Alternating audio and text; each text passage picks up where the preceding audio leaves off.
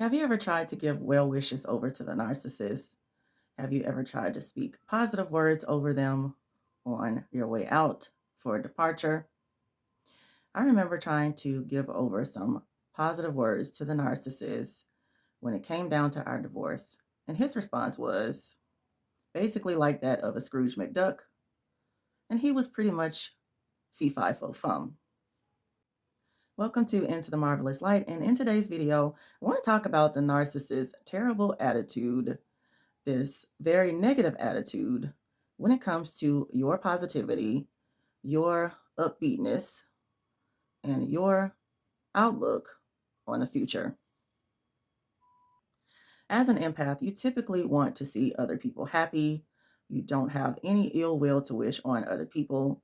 You want them to be in a happy state of being because you want that for yourself also. As empaths, when you truly love someone, it is a genuine love, and you definitely want the person to be happy, even if that means that they're not with you. Your empathy will not allow you to be able to stand seeing someone in a state of suffering. You don't wish that on anyone, and you will try to help people when you see them suffering. And this includes the suffering of a narcissist. For instance, in my case, my ex-husband was a serial cheater. And although his actions hurt me to my core, although it was a betrayal like no other, deep down in my heart, I still loved him and wanted to see him happy. And I was able to push through my hurt and say to him, if you are not happy here, if you don't find me attractive anymore, then it's okay for you to go ahead and exit the marriage and go be happy. Go be with a person that you actually want to be with. Now, even though saying a statement like that truly did break my heart, I did have to, throw away all of my dreams that I had with my ex-husband to even get a statement such as that out.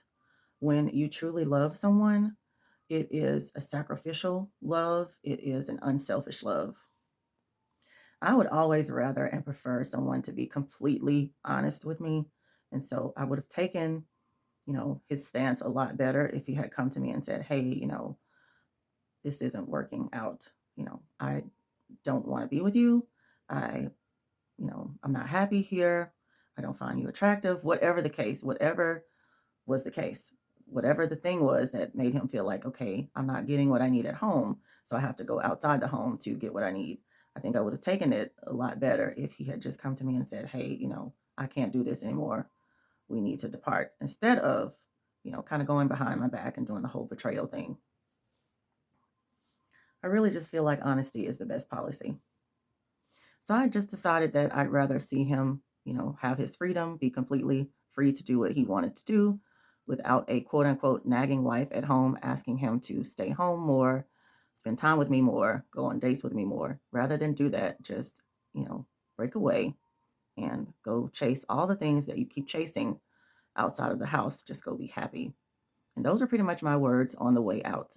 Once he was served the papers, I did voice that opinion to him.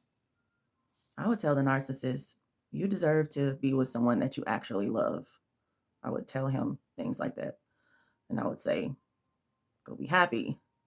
I would say, stop sneaking around. Just go and do the things that you actually want to do. You can be free to go out in the open and do them. You don't have to do them behind my back. And the more that I said things like this, the more angrier the narcissist got. What I can gather from that was he probably did not want to be reminded of his indiscretions, his quote unquote mistakes. He didn't want that reminder. And I think me saying that kind of just made him think about it more. Another thing that the narcissist despised was when I said the specific opposite things of the complaints he had about me. So, for instance, I would be called a fat bee quite a lot by my ex husband. And so I would always tell him, you know, this is your opportunity. This is your time now to go and get somebody thinner so you can be happy. And he would get upset about that. And I didn't understand how he could possibly be upset about that because you have the opportunity now to go get something opposite of what you keep complaining about. So you would think that he would be happy. I also noticed that he had a particular pattern or a particular liking for younger women. And I would tell him, now, here's your opportunity to go get somebody very young and tender, if that's what you want. Now's your chance. And he would get super upset that I brought that up. But I mean, I'm just really trying to be truthful with you. Let's just not sugarcoat it. It was almost like the narcissist did not want to be reminded that he couldn't have the best of both worlds, that he couldn't have it both ways.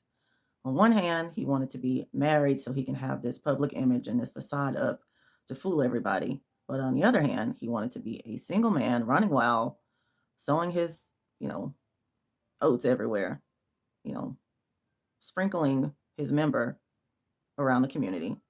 And he wanted that lifestyle. He wanted to be wanted by several women, not just one.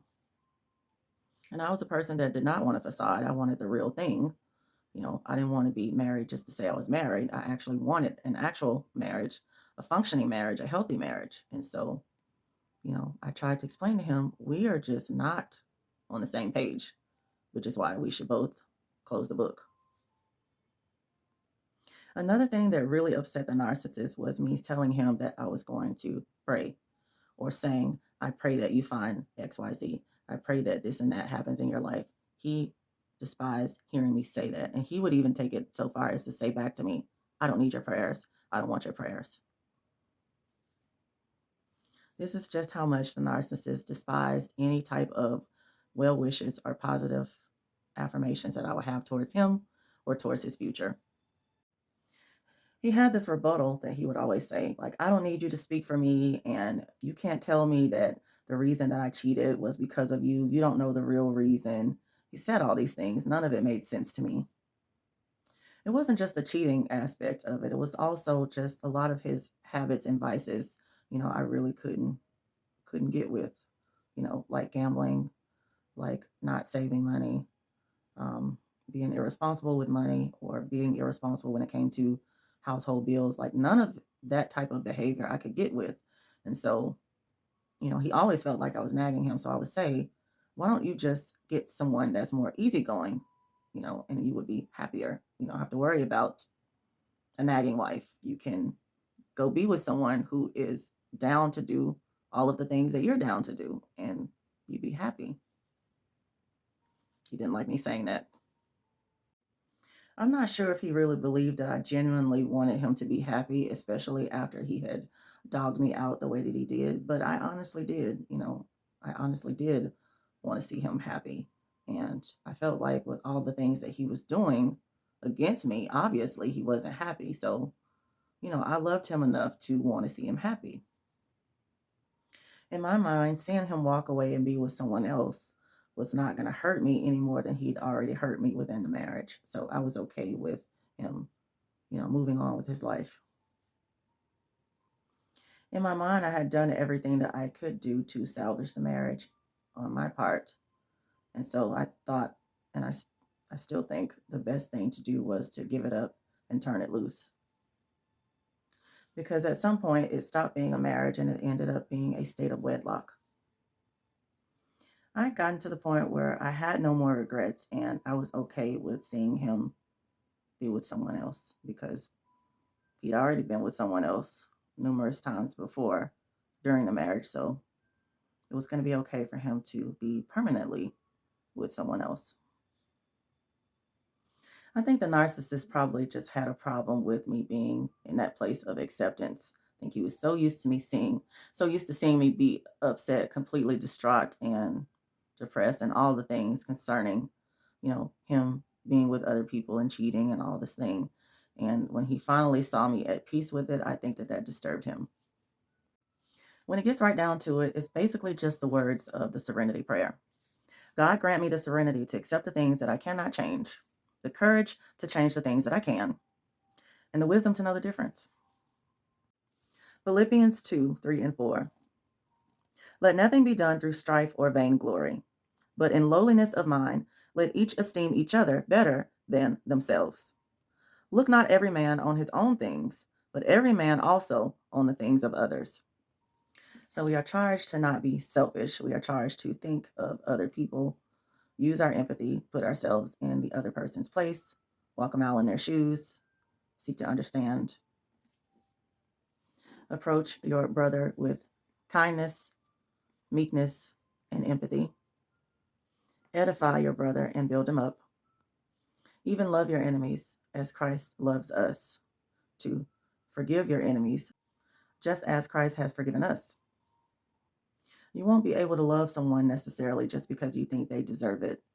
Love is a choice. Love is freely given. We have to learn which way to direct our love and which distance to place our love at.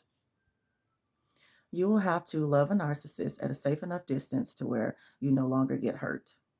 You will have to love a narcissist from a safe place that you will no longer allow them to cut you or harm you, belittle you, devalue you. And oftentimes, the best way to get to that safe space is to just say goodbye and to part ways. It's okay to bless those who curse you, and it's okay to pray for those who spitefully use you. He who loves God will keep his commandments. If the narcissist will not accept your well wishes, they won't accept your prayers. It's okay. You just do it as unto your Father. And when you're done, you give it to the Lord. You go about your Father's business, and you go towards the marvelous light.